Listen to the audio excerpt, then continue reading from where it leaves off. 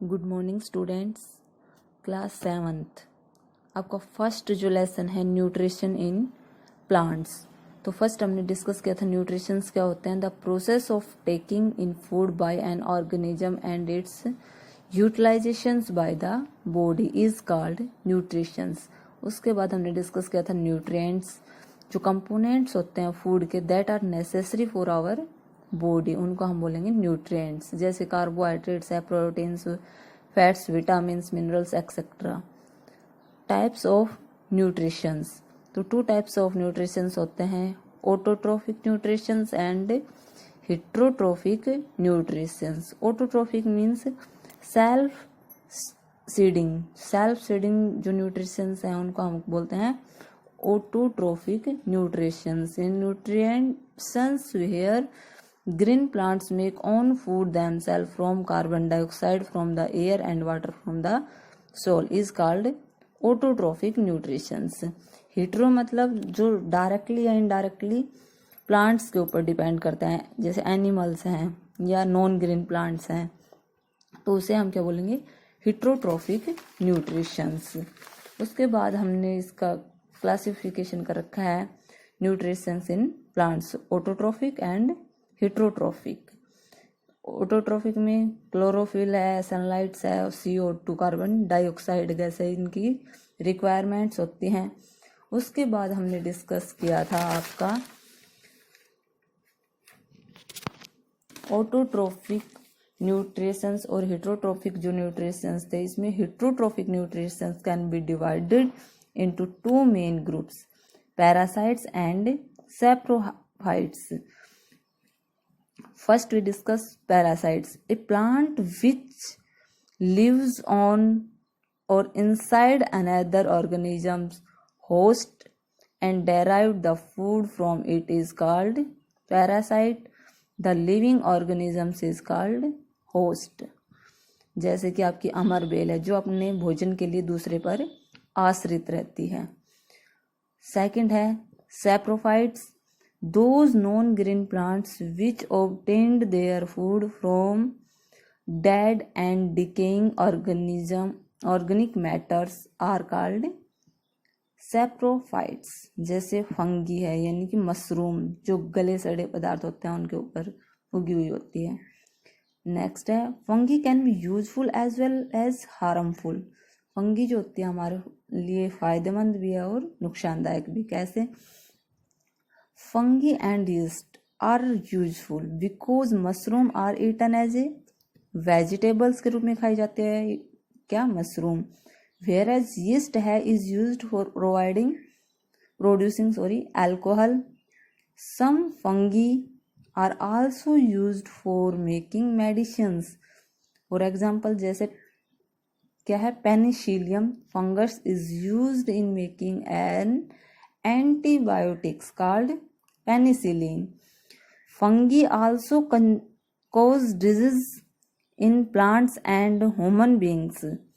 Sometimes the whole crops standing in the fields are destroyed by fungus। Note डालिए, जो skin disease होते हैं in humans में is caused by fungus. उसके बाद हमने ये भी पढ़ा था फोटोसिंथेसिस। फोटोसिंथेसिस क्या है?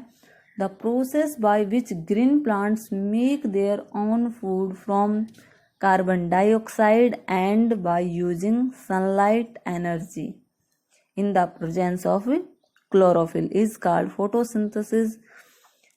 इसके लिए इक्वेशन थी carbon dioxide plus water, sunlight की प्रेजेंस में क्या बनाएंगे, ग्लूकोज प्लस ऑक्सीजन, जैसा कि डायग्राम में दिखाया गया है। अब फोटोसिंथेसिस के लिए कौन कौन सी कंडीशंस नेसेसरी हैं? तो फर्स्ट है carbon dioxide, water and chlorophyll, sunlight, ये सब इसके लिए नेसेसरी हैं। अब हमें कार्बन डाइऑक्साइड कहाँ से ऑब्टेन्ड होती है, वाटर कहाँ से मिलता है? तो कार्बन डाइऑक्साइड हमें कैसे मिलेगी, बाय एयर। और जो ग्रीन जो ट्रीज होते हैं उनमें लीव्स के अंदर क्या होते हैं, टिनी पोर्स होते हैं प्रेजेंट, जिन्हें हम कहते हैं स्टोमेटा। उनके थ्रू ट्रीज क्या करेंगे, कार्बन डाइऑक्साइड गैस लेते हैं। सेकंड है how plants obtained water, water कहाँ से लेंगे, सोयल से, और सोयल के थ्रू रूट्स से, जो ट्रीज होते हैं वो वाटर गेन करते हैं।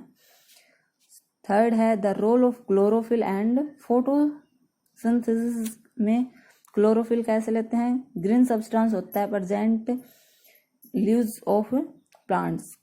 Chlorophyll absorbs light energy from the sun and supply this energy to the leaves. तो photosynthesis means photo plus synthesis. Photo means light plus synthesis means to combine.